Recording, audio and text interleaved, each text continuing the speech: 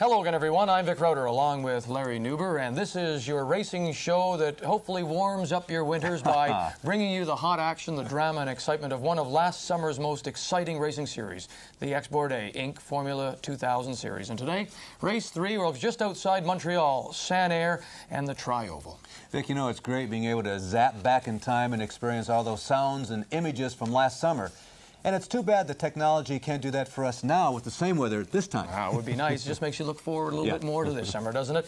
Today's race, Sanair, the oval, and I think, or we should maybe think, that the Americans would have the advantage, Larry, because, after all, isn't racing more popular on ovals in the U.S.? I think that's popular opinion, Vic, but I don't honestly believe that you could say that any of the Americans up here have a great deal of oval experience. And besides, as we discussed last week, there are plenty of other factors to contend with at Sanair, not the least of which will be traffic. Now, this track is only 1.3 kilometers in length, so within just a few laps, the leaders will already be facing back markers. And let's not forget as well, you're surrounded by walls. That's typical of an oval. If you do anything wrong, there isn't many places to go. Boy, that's for sure. That's a big drawback with an oval. Unlike a road course where you have runoffs, the oval with its high banks and walls does not. So if there is any incidents on the racetrack, it's serious trouble, and usually the pace car is brought out. $10,000 goes to the winner. Now, let's go to Sanair. Welcome to Sanair Super Speedway in Saint-Pie, Quebec. And Vic, as we prepare for race 3 in this series, the focus again will be on the Export A Inc. team cars. 2 weeks ago, TSN was at Shannonville, where Claude Bourbonnais took the inaugural checkered flag in car number 1. Last week it was Mosport in car number 2, driven by Christian VANDAL. Today, tied for the championship lead, it's VANDAL versus Bourbonnais, teammates or rivals. At Mosport, their wild dicing nearly eliminated both cars, and yet VANDAL insists no team orders.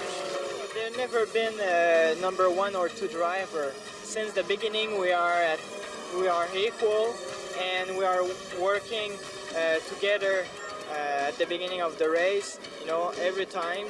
But there's no team order. He's a teammate, but he's also somebody I've got to beat. If he's in front of me, I'm going to try to pass him. And the same for him. If I'm in front of him, he's going to try to pass me. So the rivalry will continue in round 3 of the Export A Inc. Formula 2000 Series. And you know, Larry, of the 9 races we're covering this season, they are all on road courses except this one. Yeah, but Vic, some of the drivers here have oval experience. Randy McDonald, for instance, has raced stock cars. There's Patrick Lacasse. He's from the neighborhood. I'm sure he's practiced here. Bobby Carville is on hand right there looking inside of him. He has raced modifieds for DIRT. And, of course, Ken Murillo here in this red number 90 was the champion of the Super Vs in the United States last year. So while we only race once on the oval, it's a very important race in the overall standings. There's your front row, almost customary now, VANDAL and Bourbonnais. On row 2, Bobby Carville and Kenny Murillo. The third row, it includes Craig Priddle from Toronto, Ontario, and Randy McDonald from Oshawa, Ontario, the veteran of Ontario stock car racing. And the rest of the row, there you see Jim Vasser from California. Scotty Maxwell, he's raced the Porsche Series. On row 9, there you see John Sturm. He crashed a week ago at Mosport. Row 10 sees the marine biologist Jeff Wright of Halifax. There's Roberto Ebrahimi from Italy, the former go-kart champion. And on row 15, Don Priddle, the father of Craig, as 30 cars go to the starting grid. You know, Vic, an oval track presents a whole new set of problems, and that's the subject of this week's Firestone Fact. An oval is made up of a series of left-hand turns. The constant G-load stress many components of these Formula 2000 cars differently that would a road course. Firestone has several different compounds here. An oval seems easier on tires than a road course, but that's not so. Here, you sort of charge down the straight through a left-hand corner. The right-hand tires take all the load. Before the thing has a chance to even cool off, you're into another left-hand corner. The tires take all the load. Same deal, right? You're into another left-hand corner. The right-hand tires take the load. The outside of the car, the right-hand side of the car on an oval track is always loaded. Okay, it never really gets a chance to cool off the way it does, say, on a road circuit, you know. Well, because of the constant loading on the right side, we have to watch carefully the temperatures because they can blister if the cambers aren't set quite properly. You can heat up the inside of the tire or the outside of the tire, so that's probably one of the major concerns. Firestone has already done extensive tire testing here at Sanair. trying different compound on a racing tires. We have right now three compounds, different compounds, depending on the temperature that you might have. Ambient temperature, outside temperature, and the temperature developed inside of the tires. Final tire adjustments. The cars move out on their pace lap. When we come back, the green flag here at Sanair.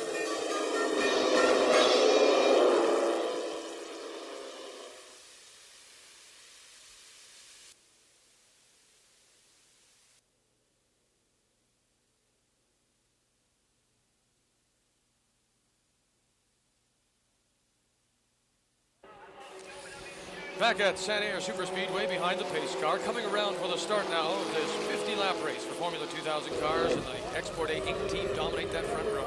The only rolling start on the 1989 circuit. There's the green flag. The pole sitter is Christian VANDAL. Now Claude Bourbonnais wants to get down to that lead as early as possible. And he's got him right away into turn one. Claude Bourbonnais has moved in front.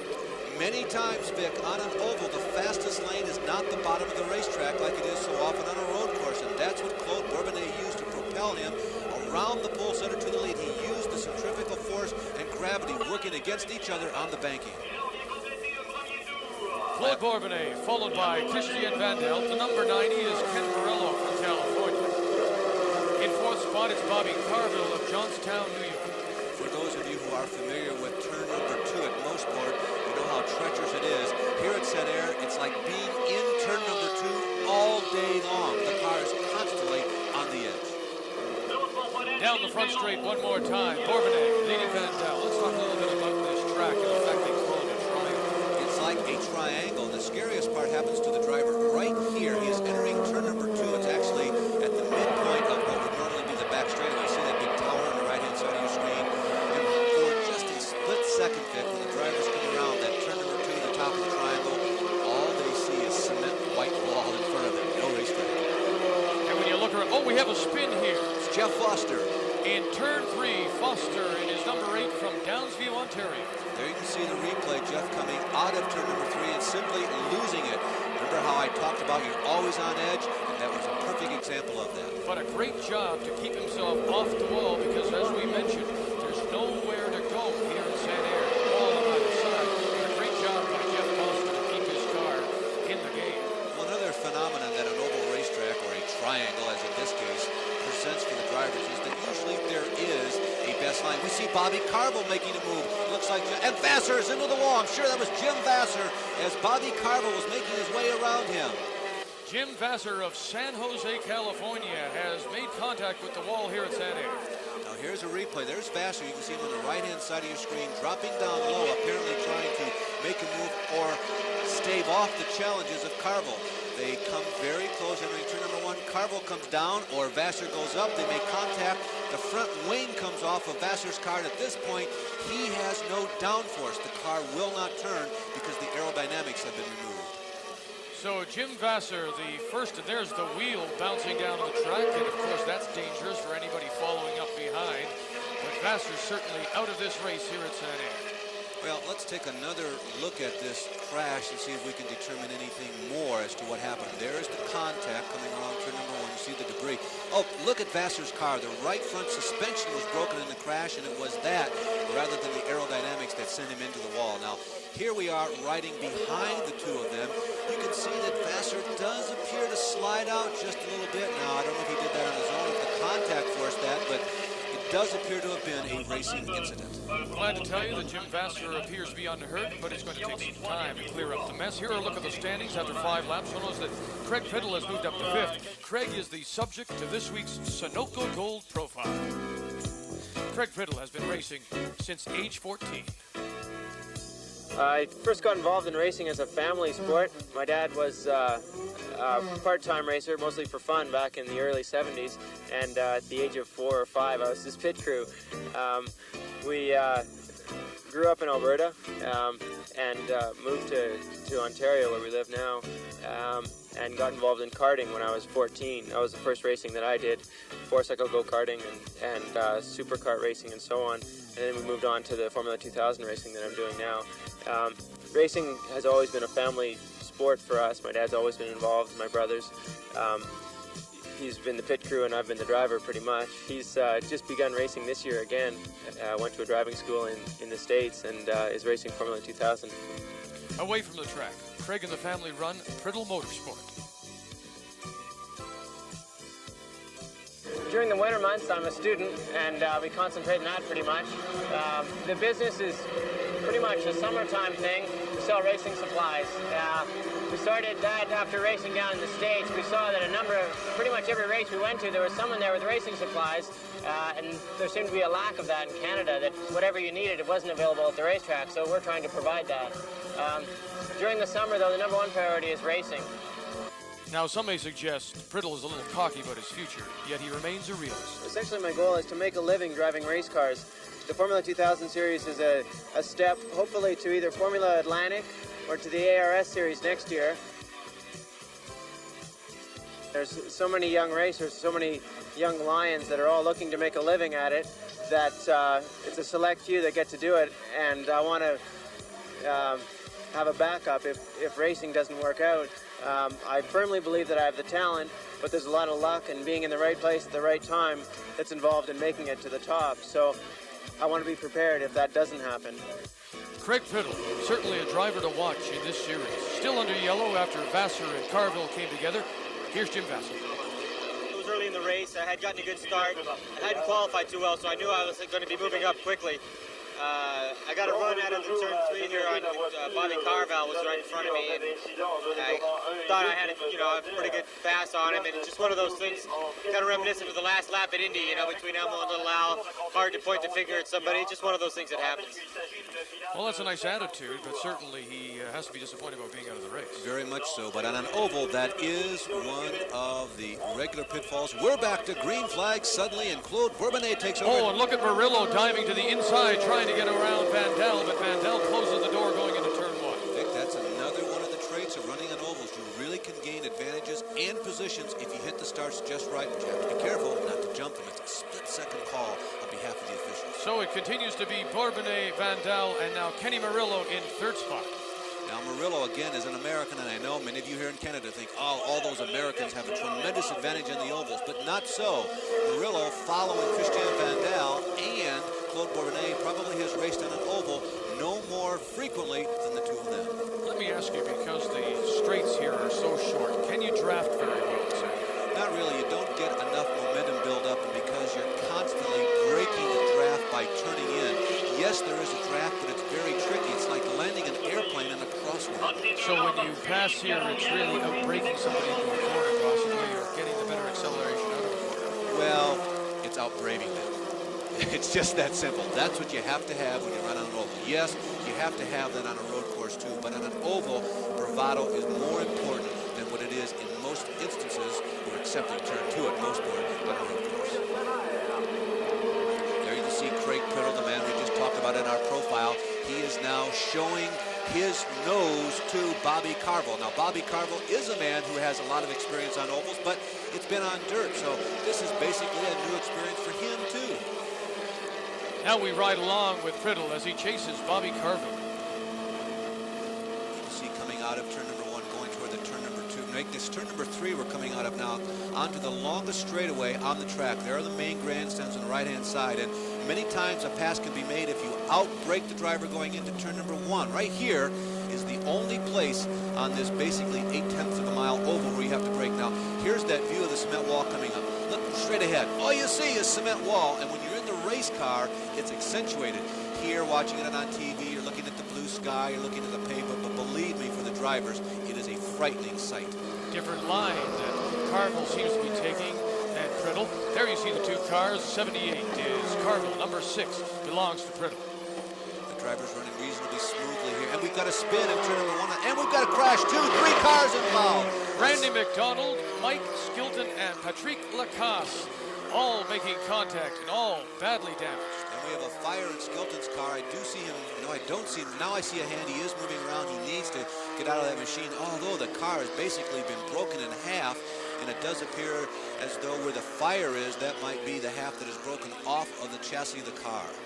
Boy, a serious crash here in turn number 1. Lacasse is out of his car. He is from the area, from Champy. The red car, that belongs to Randy McDonald. We're still waiting now there because we were looking at the back of the car of Mike Skilton. Now he's making his way out as the engine has broken off the back of that car. It does stun you because those are cement walls, and so far in motor racing, the walls are undefeated. The only competitor in motor racing. There is Lacasse, the hometown boy. Oh boy, he is very disappointed. Patrick Lacasse is strolling and kicking the dirt. He wanted to do well here. He is racing in front of friends and family. Here's a replay. What starts out as a lazy spin on the right-hand side of your screen by Skilton. Here comes McDonald. He makes it an incident. He is sliding toward the outside wall. Here comes Patrick Lacasse trying to find a way through. Nowhere to go. Patrick makes 2 collisions and then into the outer wall. The car is weakened before he hits the outside cement, so he was fortunate to walk away. You know, they always tell you in an accident, drive right at it. If Lacasse had done that, he would have been all right. I think Michael Skilton lost his car, and I just couldn't pass beside him, and I hurt them. With the pace car back on the track, workers clearing the wreckage. Let's now go to this week's Motomaster Mile. Vic, the Motomaster Mile Award goes to the driver who posted the fastest lap this week. Pole sitter VANDAL about his technique at Sanair. It's really important to try to make all the G's on the car all around the corner equal to not scrubbing speed at one point. Because if we're scrubbing speed, we're using too much the tires, and the tires are eating too much.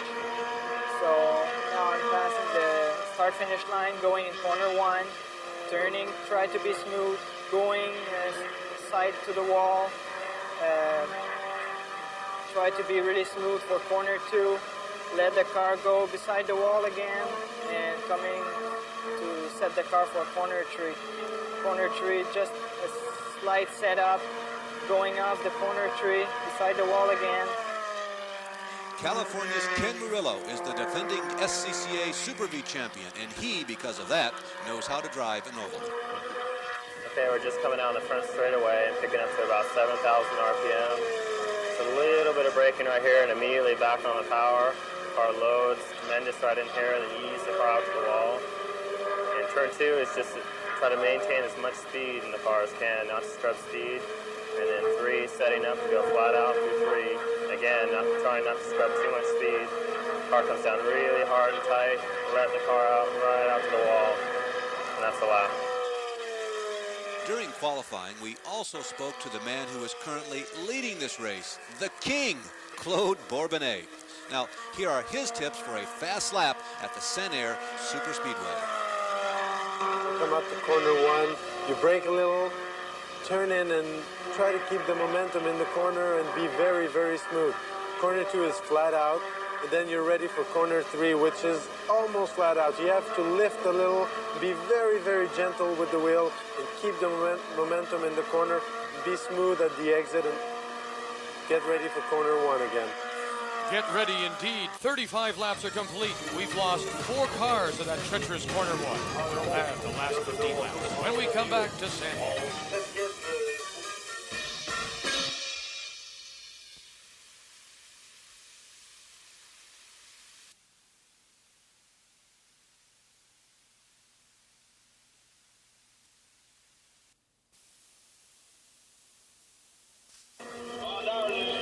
Welcome back to round 3 of the Export A Inc. Formula 2000 series. Vic Roeder along with Larry Newgram. We have the green flag again. And it looks like the start of a race, and that is another phenomenon of running on ovals. The yellow flag comes out frequently, and what it does is also bunch up the field. So if you have gained quarter, third of a lap on the rest of the field at competitive speeds, that's wiped out immediately by a yellow flag. We mentioned before the break about corner 1 and how many cars it has taken its toll on now 4 of them. What is it about corner 1? Well, that is a breaking point on this track. You heard Claude Bourbonnais say that the rest of the lap around Sanair is basically flat out. Yeah, you lift a little bit going into number 3, but number 1 is the one place on the track that actually breaks the driver's rhythm. They have to do something definitive to get through that turn. And basically what happens, it's a false sense of security. You're flat on the floor all the way around, then you come to number 1 and, oh my gosh, you gotta do something. There is your leader, Claude Bourbonnais. Christian VANDAL continues to run second. Kenny Murillo from California running third, but he has gotten himself behind some slower traffic, so that becomes a problem as well. Yes, it does. Lap traffic is supposed to be much more aware of the situation on an oval than on a road course because the faster traffic approaches so much quicker. There you can see our leaders moving through the back markers, and it happens so quickly on an oval also.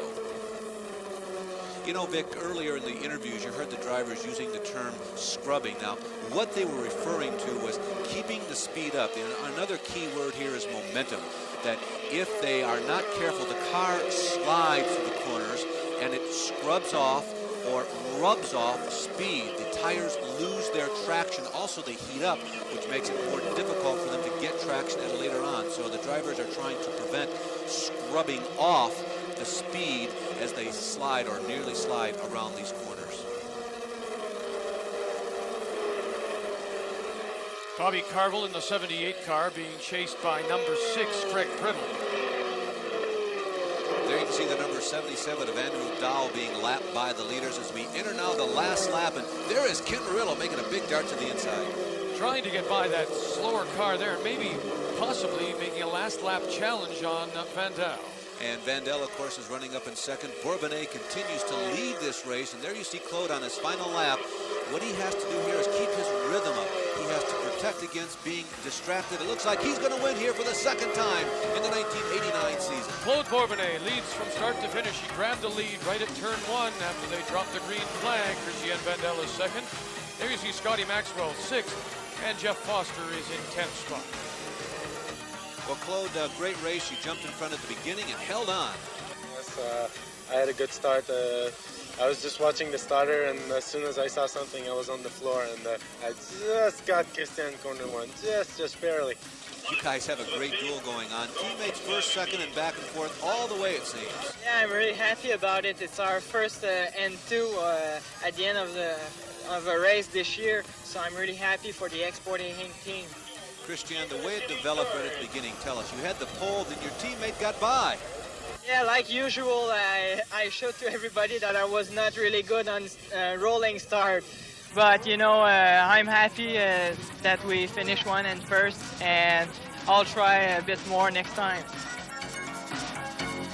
Now let's take a look at the series point standing so far. And with the win, Claude Bourbonnais moves in front of his teammate Christian VANDAL. Craig Priddle has moved up to third. Then you see Jack Arvin. Jim VASSER, who crashed, was tied with him. Claude Bourbonnais gets the Motormaster Mile Award, the Sunoco Gold Cup, and the big check, $10,000 for the big winner. And Ken Murillo on the right, his best Formula 2000 finish to date. So the rivalry continues, Larry. That's 2 wins now for Bourbonnais, 1 for VANDAL, only 4 championship points between them. It's terrific. But once again, Bourbonnais proved his superior racing skills today, and by taking the lead from pole setter and teammate VANDAL, he showed us he is the master of those fast starts. And like he said at the beginning of the program, VANDAL is just another competitor. And he certainly showed no mercy. Christian just left sitting there. This, of course, the only race in the series where we do have a rolling start. All the others are standing starts. I wonder if the other drivers may have become a little rusty then at the rolling starts. Well, Christian admitted that he prefers the standing start. Preference among the drivers, I'd say it's pretty evenly split. But most spectators, including me, we prefer the excitement of a standing start. But to answer your question, once you learn that technique of both the rolling and the standing starts, you never really forget. It's like riding a bicycle. Well, okay, a very fast bicycle. So I wouldn't say that being out of practice has anything much to do with it. Bourbonnais is simply, right now, the best.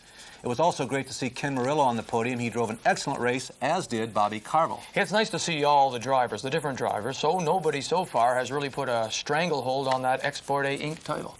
Well, you can analyze and make excuses, but at the end of the day, the best driver in today's fastest car will take the checkered flag. And up to this point, that combination has been held by those green and white Export-A Inc. cars, but it's really early in the season. There are still 6 more races to go. Our next race comes from Le Circuit Mont-Tremblant. On behalf of Larry Newber and our entire crew, I'm Vic Rauter. We'll see you at Mont-Tremblant.